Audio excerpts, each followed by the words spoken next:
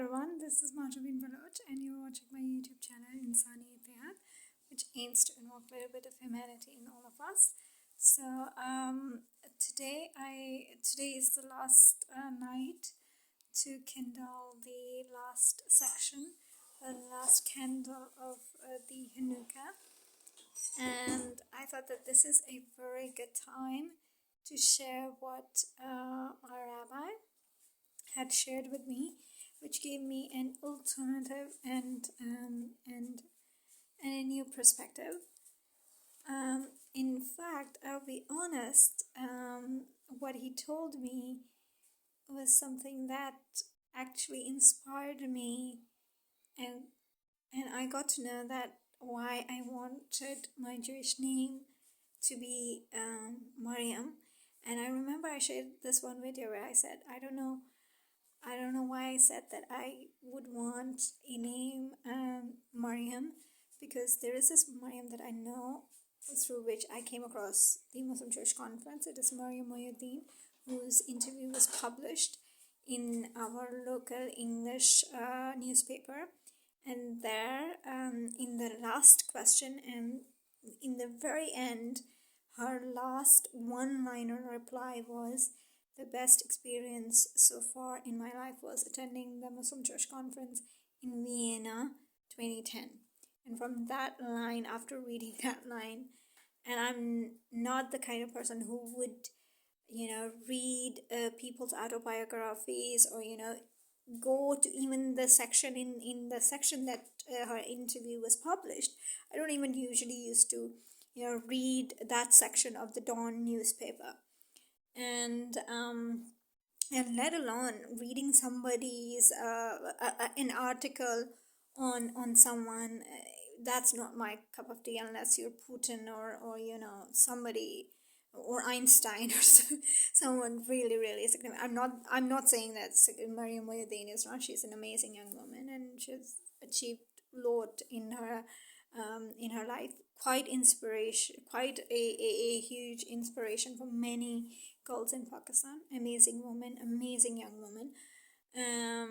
But not my cup of tea, and I don't even know her that well. She would inspire me. My mother, however, she didn't have children for 8 years after her marriage, and she prayed to Miriam, that is Jesus' mother, Mary the Virgin. So she prayed to her and asked for a child, and within a year I was born. After a year I was born, although she always said that she prayed for a son, not a daughter. But when I was born, she wanted to name me Miriam so badly. But my father had a younger brother whose wife's name is also Miriam.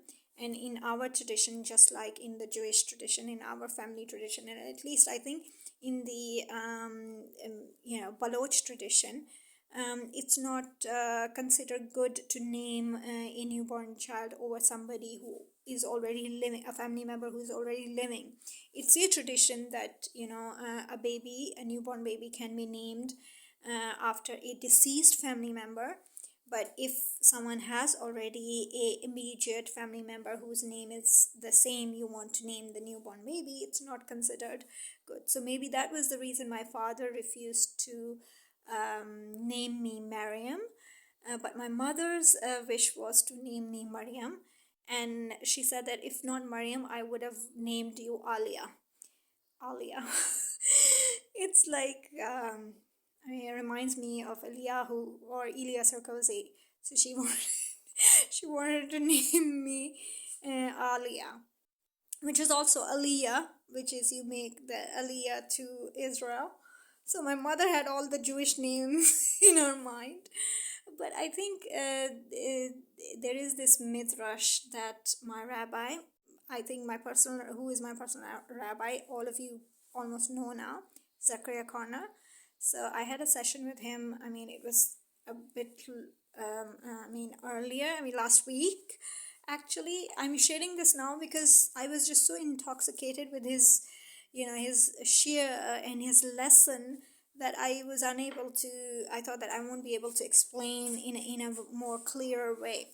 And each time my rabbi just, gives me this amazing lesson, I just stay intoxicated with the whole concept that he explains. And like I always say, young, passionate man, and he's such an inspiration. So he told me about this midrash regarding this woman who had 7 sons, and her name was Miriam, and all her 7 sons were killed by the Greek,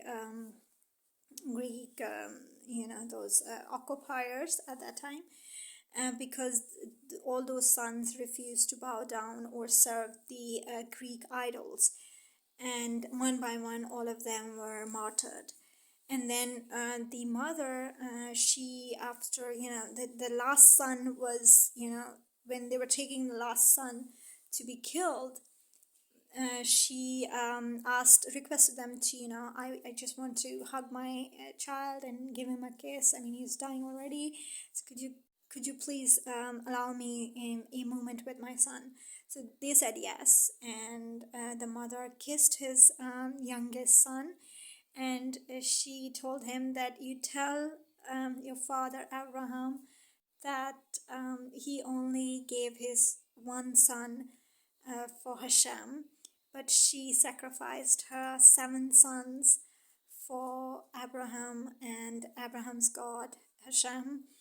And her sacrifice is actually, in a way, bigger than Abraham, that she sacrificed all her 7 sons and didn't allow or taught her sons to bow down in front of idols, or and she died for being Jewish. And there is this very beautiful video by another rabbi. Of course, I can't share the lecture or the lesson that my rabbi gives. We don't record it, and luckily we don't. I don't want to, because the whole conversation is just so geweldig, so amazing and inspiring.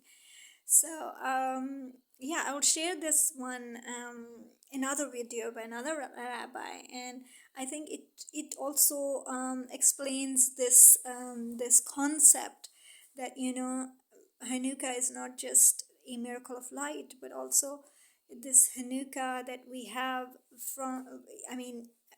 every Jewish soul has a Hanukkah, has a Shabbat light, a neshama, which brightens and enlightens the whole world.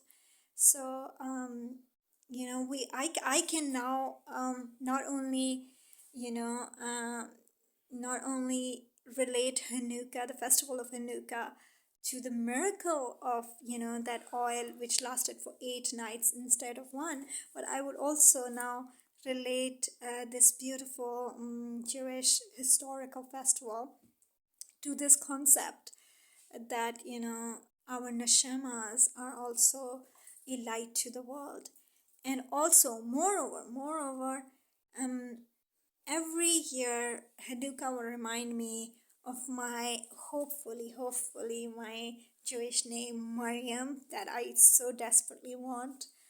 And it will remind me why I wanted to have this beautiful name, not because of Jesus' mother Miriam. Of course, she was a very significant woman. Also, Moshe's elder sister Miriam, who saved Moshe from Pharaoh and near-death experience. For her also, she was amazingly inspiring and courageous woman. But also because of this Miriam, who had 7 sons, and she sacrificed all of them for Hashem. And I think for me, I would relate more to this Miriam than other. And because of this Miriam, I want my name to be Miriam. And for my mother also, I would not disappoint her. She loved me so much, and I wish she should have named me Miriam, or maybe Aliyah. Even if I was named Aliyah, I would have. It is actually Aliyah, not Aliyah, but I would have called myself Aliyah instead, to make Aliyah in Israel, Jerusalem, specifically. Tel Aviv is also good. I like Tel Aviv. I don't know why. I've started to like Tel Aviv too. And Netanya too. Yeah, I think these are beautiful places to, you know, start a new Jewish life. Hopefully. But yeah, I mean, I think I would relate myself and my conversion more to this Miriam than any other wonderful, wonderful Jewish and other Miriams out there. But for me, this Miriam would always be my inspiration, and this Miriam and her son and her story would remind me of Hanukkah, and I would think of this midrash and my rabbi and this wonderful, wonderful, inspiring, happy mother of 7 children, 7 sons. She sacrificed for Hashem, and I feel uh, their souls represent in this Hanukkah. The symbol of Hanukkah and Hanukkah, I think, actually represents this elevated candle, the eighth candle, which symbolizes Maryam, the mother, and the other other eight lights also represent her sons and her family. So I strongly feel that she is someone uh, that I am inspired to have this name Miriam, and also this gives me a whole new and different meaning to the Festival of Lights, Hanukkah. And since today is the last and eighth night to light the last candle, I once again wish everyone Chag Hanukkah Sameach. Happy Hanukkah to everyone who is celebrating. And also, I got to know that since Shabbat candles are lit by the women, Hanukkah, on the other hand, is lit by men. So I don't have to light the Hanukkah candles or anything. I would just only light the Shabbat candle as a Jewish woman, as a female. And the Hanukkah and Hanukkah is lit by men, not women. So this is what I learned, and I thought that I would share with you all.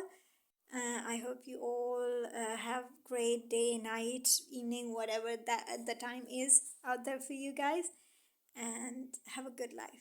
Thank you.